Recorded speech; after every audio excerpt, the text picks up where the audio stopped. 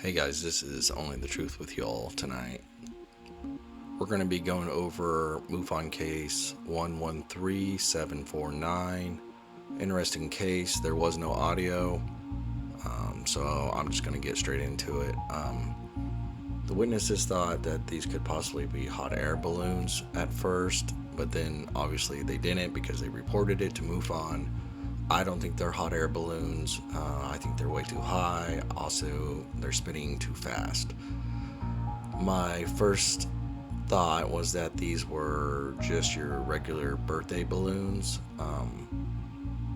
But if you watch the video, they're just spinning way too fast in my opinion.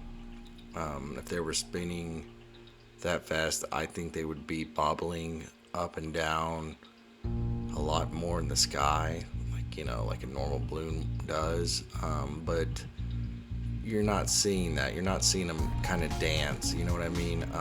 So I don't think these are regular balloons either. I'm not sure what they are. I'm hesitant to call them UFOs, but I don't know what they are, so that makes them UFOs.